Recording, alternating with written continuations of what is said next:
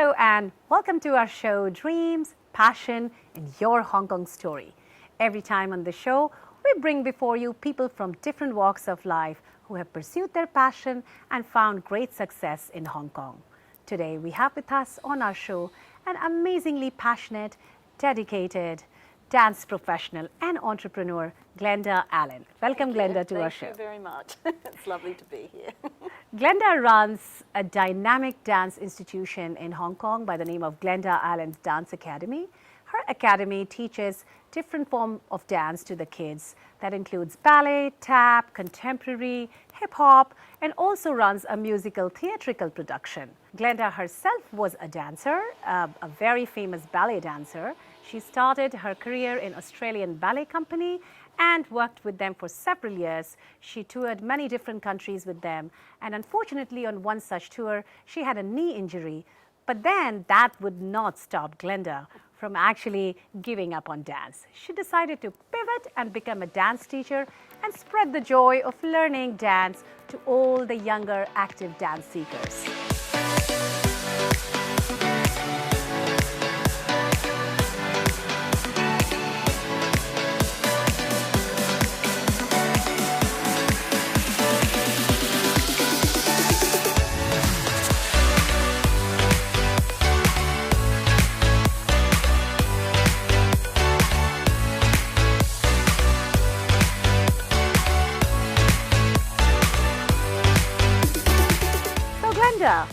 Welcome to our show, and tell us, how long have you been in Hong Kong now? I've been here now, this is my 26th year. Wow. So I was here originally in 81 and 82, again in 86 and 87, and then I came back in 1994, and that's been my longest stretch. And when did you decide to build a dance school? It was when I came back in 1994. I was working for The Economist because I'd been offered a contract to teach for another local school, but I wasn't going to get Sundays off, so I decided I needed to do something else. Okay. So I worked for The Economist for a while, and then I had a girlfriend who lived here in Red Hill Peninsula, and she was from Denmark, and they're very straightforward. I love the Danes. And she said, you know, Glenda, there's a studio out here, and if you don't open something up, you're crazy. So that's how I came to start my dance school. I started on a Saturday morning, and then I got approached by some parents from the Hong Kong International School to start a dance program there, and then that's what I've been doing for the last 25 years. Wow, and how did you make it so prominent? I mean, tell us a little bit more about your journey. Well, I started off, you know, just putting leaflets under the doors and in letter boxes, because in those days you didn't have so many security guards on the buildings. Absolutely. And just sort of building, it's all spread word of mouth. I've never put advertisements in the paper. It's just been, you know, some parents, they bring their child, they tell their friends, and that's how it's built up. So over the years, it's been lovely. And so how do you differentiate your dance school from, there are so many other dance schools in Hong Kong, so how do you differentiate yourself? I think I try and keep it very personal. All the other dance schools, they have their own niche, or, you know, the way they do things, and so I think we all bring something to the table. What I like to do, though, I've never grown too big, in as much as it's very important for me, the personal relationships, that I know the families, I know the children, because really they're my extended family. Yeah. You know, I even know the names of some of the children's dogs. So I've tried to keep it very personal, so I know that the children I'm teaching, just not, you know, big business, and you don't really know the children, you just have teachers teaching for you. So so you grew up in Australia, you started your early career in Australia. What actually brought you to Hong Kong? And then how did you decide to make Hong Kong as a base for the rest of your professional career? When I first came to Hong Kong, I had been injured with the company, in the Australian Ballet Company, and I'd had a few years sort of trying to recover and then working for other companies in Europe. And then it was just a chance meeting with someone, and they said, well, you should come to Hong Kong. And so I did. I jumped on a plane, I approached the Hong Kong Ballet Company, and they said, come and work with us. So, and then, you know, through other schools and with City Contemporary Dance Company.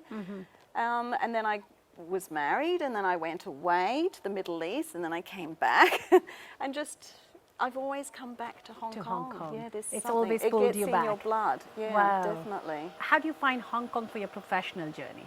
How is it running your dance school in Hong Kong? Oh, I love it. I love, like for instance now, you know, because of what's happening in Hong Kong and the schools are closed, I'm missing the children terribly. I can't wait to get back into teaching and seeing the children on a daily basis. So you were a dance professional yourself, and then you pivoted and decided to become a dance teacher. But teaching dance is a very different skill from actually being a very good dancer yourself. Oh, yes, yeah. And well, I can say that for sure because I myself love to do Bollywood dancing. So I always admire people who have been great professional and then they pivot to become a teacher. But then you built this big institute and you have like so many, you know, centers running. So how do you ensure the professionalism in your center? I mean, how do you ensure that the best quality of the dances are there, or like the vision that you have in your mind is what is being taught to the kids? Well, I hire very good teachers who are mainly from Australia or the Philippines, who have a love of dance, love of music, but really a love of the art form, but also that they've all been on stage. Okay. They've been a professional dancer, because dancing is not something you can learn from a textbook, as you know. Totally. Yeah, you have to have that training. And then for me, with our productions that we do, it's really, you had to have the experience of dancing on stage and how to project to an audience to get the message across or the story across of what you're doing. Yeah, it's not just about technique, it's about the story. Yeah. You can be the greatest technician in the world, but if you don't have what's in here and how to get it out to the audience. So you make sure everyone who comes in does all the prerequisites that you have for them. Yes. Okay, going back to that, the second thing that comes to my mind is your musical theatrical production. Can you tell us a bit about that? You call it triple threat, I heard, The right? triple threat, yes, it's singing, dancing and acting, and this is huge in Australia. This is what I grew up on. We used to call it theatrical in those days. So you would go, like my whole childhood was at the dance studio, Saturdays and Sundays, all day. You would learn not only your ballet and your tap and your jazz, but you would learn to sing and how to act. So that's what musical theatre is. And how do you make sure that that comes out, the way you learned it, it comes out in a similar or even more dynamic form in Hong Kong? I mean, how do you make sure, because I know that you work very closely with HKIS, so the schools help you to kind of put up the production around it? The schools help in as much as giving us the venues, which we rent, of course, from them, and allowing us to, when I started the dance program at the Hong Kong International School now in its 25th year, it's having the support of the school to be able to do your productions, to have the rehearsals. That's the most important thing. Yes. And also to know that they're encouraging the children in the arts form. They're just very fully supportive of us. What are some of the challenges that you faced while growing this business, and you continue to, let's say, face while running the business? Well, 4 or 5 years ago, one of the big problems here in Hong Kong, and I think most probably in the rest of the world, in the arts world, is getting a theatre, doing a booking. Yeah. So here in Hong Kong, it's usually 1.5 to 2 years that you have to apply for a theatre. So in 2015, which was every year is a special year for my dance academy, but in 2015, it was my 20th anniversary of the school. So, you know, big things were planned. Unfortunately, there was a hiccup with the theatre booking that we thought was all good to go, and 8 months beforehand, we were told, oh, we've made a mistake, it's been double booked. So there was a mad dash to try and find another venue, but which we did. And everything worked out in the end, but that was a big headache. So getting the theatre venue is one of the things. Always, you have to plan in advance. You have to book it in advance of at least 1.5 to 2 years. So. My daughter attends the Glenda Allen Dance Academy, and she absolutely loves it. Thank you. Me and my husband are always in the audience watching her perform, feel so good about it. And then when we see you, we just can't help admiring the work that you put together. Thank you. And the question that has always come to my mind as a parent, and I'm sure it comes to the mind of many of the parents out there and who must be in our audience today and who would like to hear from you, is your school teaches different dance forms. A lot of our kids are learning different dance forms and musical theater in your academy. At the end of the year, you do this amazing concert and every child gets to perform. So the question that comes to my mind always is like, what do you do to make sure the scheduling and the logistics, you know, of not just the kids and the dancers, but also the technical team and everything, kind of how do you ensure that they seamlessly fit into the puzzle and you do your best job on that day? Well, it takes a lot of planning. We start planning at least 6 months in advance. I start choosing the music, doing the costume designs. You've got to set up timelines because you've seen it's not just one show, it's 4 different shows, because all the children can't fit into one show, otherwise we'd be there for 8 hours. So it's all advanced planning and getting the teachers on board and then, you know, putting it into sections as you do with a timeline and just sticking to it, Wow. And not getting very much sleep. Yeah, I can imagine, because that's a lot of follow-up. Well, I do remember getting a lot of follow-up on us. Like you're also following up with the parents on so many things. My other question now, you've been in Hong Kong for so many years. So how has Hong Kong been for your personal journey, for your family life, for your personal life? It's gone so quickly.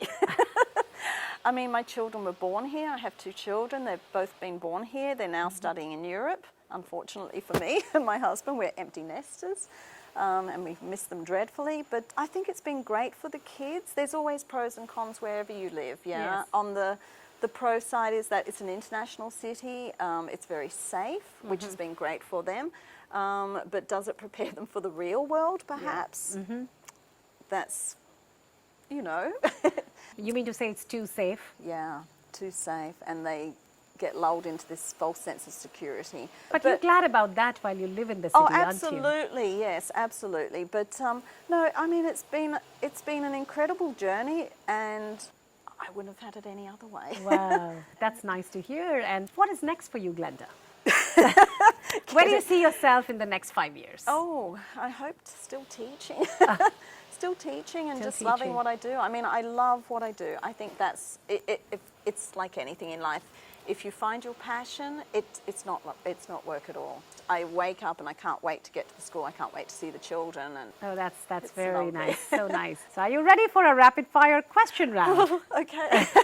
That's getting to know Glenda's Hong Kong story in a bit more fun way. Okay. All right, Glenda. Question number 1. All right. Your favorite fun activity in Hong Kong with friends and family? Playing board games. Ooh, what board game? Pictionary.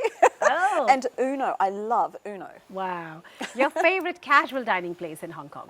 Most probably any dim sum restaurant. Wow, I hear that from so many people. Gosh, I love it. Yeah?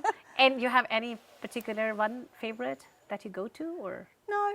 Yeah, you like so many in I Hong Kong. love so many. Yeah, I like trying things new. And your favorite formal dining choice in Hong Kong? Mandarin. The Mandarin? Oh, yeah, Mandarin has some really good restaurants. Yeah. Your favorite cultural activity in Hong Kong? Well, I love going to Chinese opera. Opera? Yeah, they're Yeah. very unique. They're very unique. Yes, Yeah, how do you definitely. find them different from the other operas? Very different. Yeah. I mean, I don't even know where to begin. No, you're a I don't dance, always you're a dance underst- expert, so maybe you can throw some light to our audience, for our audience. I like the movement that you see in it. It's very different dancing. Of course, the singing and the music is totally different. The instruments they use. So Yeah. I like the brightness of the colours of the costumes and Wow. And your favorite way to wind down in Hong Kong? reading a book, sitting by the ocean. Being an Australian, I have to be close to water. Taking my 3 dogs for walks. Wow. Love my animals. So, 3 words or sentence that describes your life in Hong Kong. Busy, busy and fascinating. Okay. I hope that helps, sorry. Yeah, of course. It's always very busy. As a Hong Konger, what are you most proud about? I think the people usually don't complain. They just get on with things. Not in recent times, but I understand where they're coming from. And so I think it's the can-do approach. Let's just do it. Very nice. What would you tell the business leaders around the world if you were to meet them? Why should they engage with Hong Kong? Because there's nowhere else like Hong Kong. Really? In what way? If you're prepared to work hard, there's so many opportunities, and it's really, you just have to find where that opportunity is and go for it. I think it's very easy to do business here. It's one of the financial hubs of the world, still is, and very easy to get around. The infrastructure, transport is very, very, excellent. And I just think it's a great place. And if you enjoy eating, come here.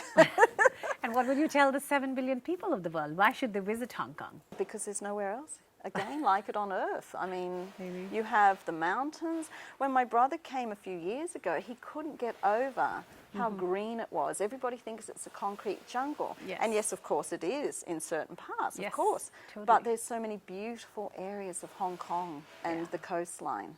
So come to Hong Kong. Well, thank you so much. You won't be disappointed, as you know.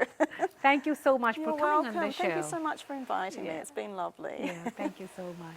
So stay tuned for our next episode on dreams, passion, and your Hong Kong story, where we bring you another fascinating story from Hong Kong.